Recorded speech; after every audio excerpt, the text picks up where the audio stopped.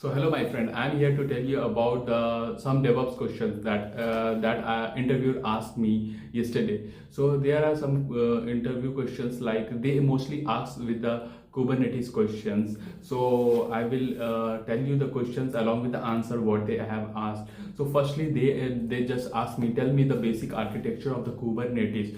So there are mainly two components of the Kubernetes, so like control plane and the worker node. So in control plane, the first thing is API server, then second thing is scheduler, then third thing is etcd, and the fourth thing is control manager, and then cloud control manager. Whereas in the data plane, which is also known as the worker node, in that there is kubelet, kube proxy, and container runtime. So this was the first question what they asked.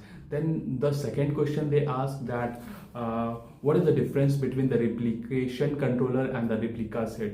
So actually replica set provide advanced set based selector which allowing flexible allowing more flexible selection of the pod, whereas replication controller uses equality based selector, which is not much advanced. So the first difference is that replication controller was used till 1.8 version of the Kubernetes, and its upgraded version is replica set actually. And the third difference is that replica set actually supports the rolling update capabilities, whereas it doesn't. Replication controller doesn't support the rolling capabilities. And the fourth difference is that replica set uses the match expression for label matching, whereas it uses the match labels, that is the standard one, not that much advanced.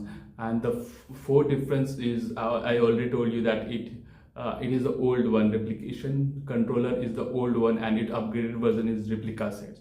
So these are difference between a replica set and replica controller. So then they asked me the another question, that is what is the liveness and readiness. So liveness probe actually check if the container is running, is in healthy state or not, is it working properly or not. If it is not, then it will restart the container.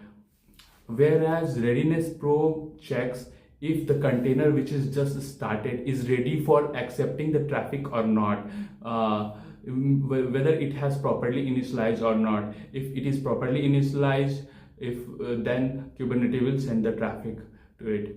And then they ask me another questions, that is what is resource quota actually. So resource quota is the amount of resource that can be used by the namespace. So we constrain resource to particular namespace, so that all the resource that is also that all the namespace should be able to use the proper resources. So then follow-up question was like, what is resource request resource and limit resource. So request resource is the minimum amount of the resource, which compute resource which we can allocate to the container, so that it can run properly and its application can run properly. Whereas the limit resource is the maximum amount of compute resource that can be used by the container and applications. So these are two things. And then they asked what is what is PV and what is PVC. So PV is a persistent volume, the full form is this, and persistent volume is a piece of storage which can be stored persistently. Means even if the pod will be get deleted, then also we are able to use that storage by other pod. And persistent volume claim, it is just a request of storage by a pod actually, or by the developer administrator. So it actually, what PVC does, it actually bound the PV for pod. So this is PV and PVC. Then they ask another question, that is what are the different type of services in Kubernetes. So There are mainly three types of services in Kubernetes. First is node port, cluster IP, and then load balancer. So, and then follow-up question was that if they want to expose an application to over the internet, which service we can use. So the service that we can use is load balancer.